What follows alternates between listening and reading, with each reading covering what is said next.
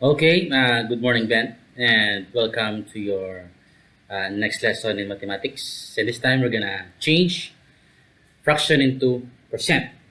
Now, if you tell me, we already take up this lesson. Okay, if we have here 1/4, okay, now to change fraction into percent, you just simply uh, divide the numerator to its denominator, which is 1 divided by 4. Okay, that's we do when we change fraction into percent. But this time we're gonna use a different method. Okay, so instead of dividing the numerator and denominator, we multiply. Okay, so to change fraction into percent, this time we multiply. Okay, so to change fraction into percent using a different method, aside from dividing the numerator to its denominator, we multiply. Okay, so what are we going to multiply? Let's think of a number, but if we multiply that to the denominator, we are going to come up with 100. Okay, because percent is always uh, about 100. Okay, so we have to change the denominator to 100. Okay, so if we are going to think of a number in which the answer will be 100,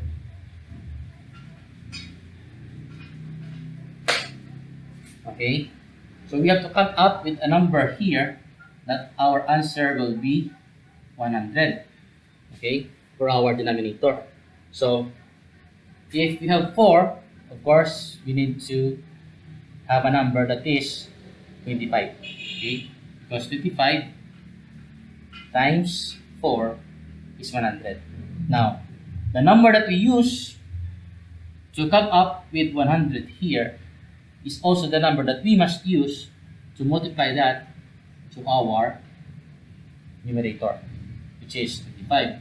Now, if you multiply that, 1 times 25 is 25. Now, to answer our problem, just drop the 100, copy the numerator, 25, and put percent sign or symbol. That will be our answer. Okay? Changing fraction into percent using multiplication method, fraction into percent. Okay, let's have some more example.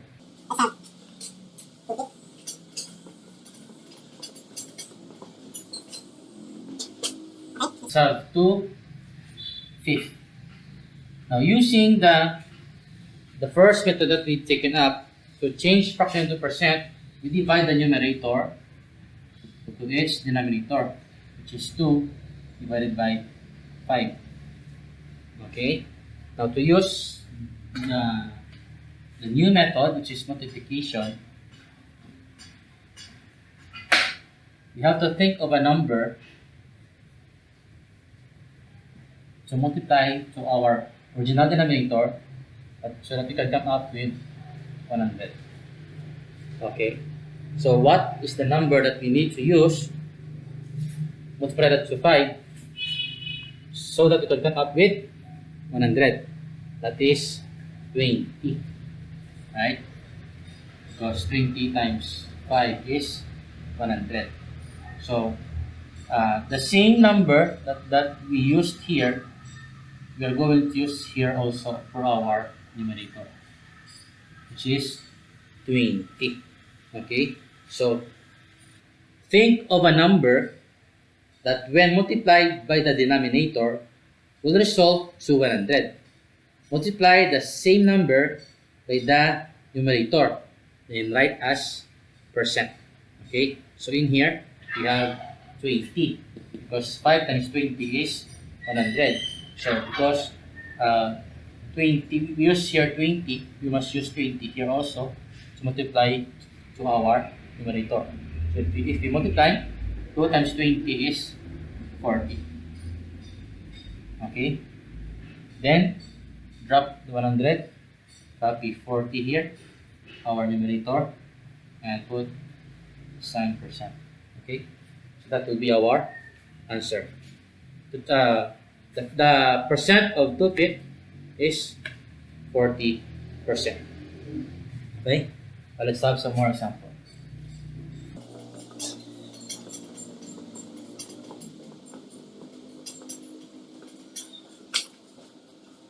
Let's have 11 over 20. Okay? So, first method, 11 divided by 20, or 11 divided by 20. Okay? That is our first method to change this fraction into a percent. Now, we're going to use the multiplication method.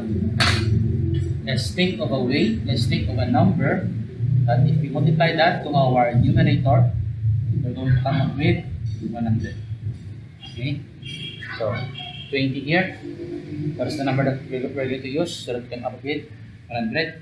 That's 5. Okay? Because 20 times 5 is 100. Now, the same number that we used here for our denominator, the same number that we're going to use here for our numerator. So, 11 times 5 is 55. Okay? Now, so drop the 100. We have 55 here for our numerator. Put the percent sign. That will be our answer. Okay? So, let's have some more example.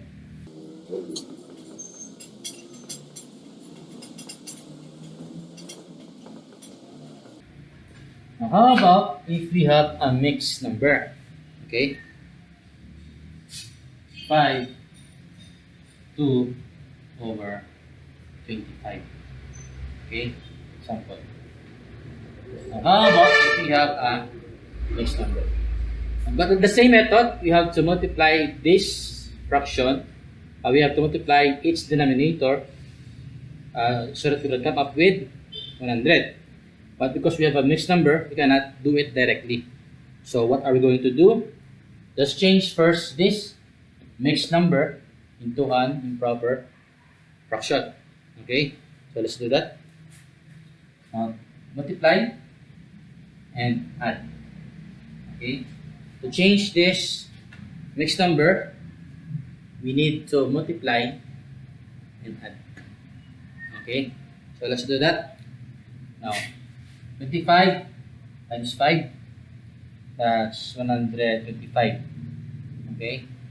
Because 25 times 4 is 100, plus 25 plus 125, plus 2, that is 127. Okay? Over 25. So we have now an improper fraction. So we can now multiply that.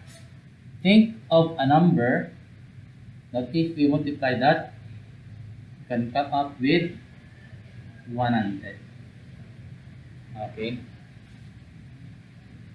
Think of a number that if we multiply that to our denominator, we can come up with the answer which is 100. So we have 4. Okay? Because 25 times 4 is 100. So we have 4 here. And the number that we use to multiply to our denominator is the same number that we're going to use to multiply to our numerator. So we have 127 times 4. So let's do that. 127 here times 4. Now 4 times 7 is 28. 8 carry 2. Now 4 times 2 is 8 plus 2 is 10. 0 carry 1. Now 4 times 1 is 4 plus 1 is 5. So we have 508. Okay. We have 508 here.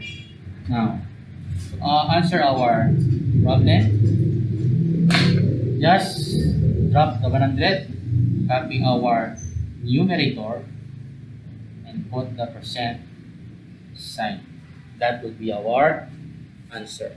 So we change the mixed number into a percent using the multiplication method. Okay.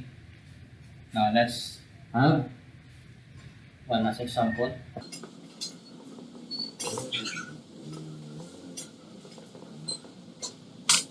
Okay. Let's have 8, 7 over 10. Okay. So we need to change the mixed number 8, 7 over 10 into percent. Now, how? By using the multiplication method. But first, to change this into a percent, we must change this first into an improper fraction because this is a mixed number. So let's do that. To change this into an improper fraction, we need to multiply. Ayan. Okay. So let's do that. Now 10 times 8 is 80. 80 plus 7 is 87 over 10. Okay.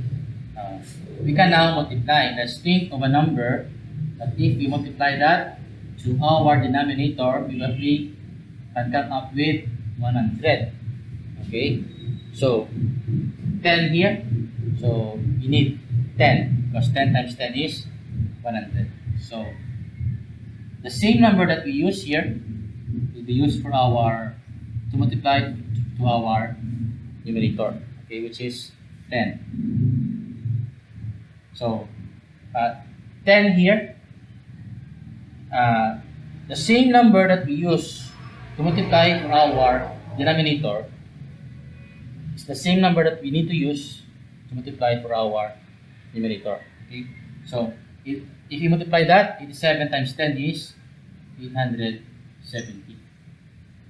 So to answer our problem, just drop the 100, copy the numerator, which is 870, and put the percent sign. Okay, so that's how we change fraction into percent using the multiplication method. Okay, just change or just think of a number that if we multiply that to our denominator, we can come up with 100. Okay, now if we have a mixed number, just change the mixed number into an improper fraction, then use the method. Think of a number that if we multiply that to our denominator, we can come up with 100. Okay, so the same number that we use to multiply to our denominator, we will use that to multiply to our numerator. So just drop the denominator, copy our numerator, write the percent. Okay, so for now, thank you for your time, Ben. See you to our next lesson.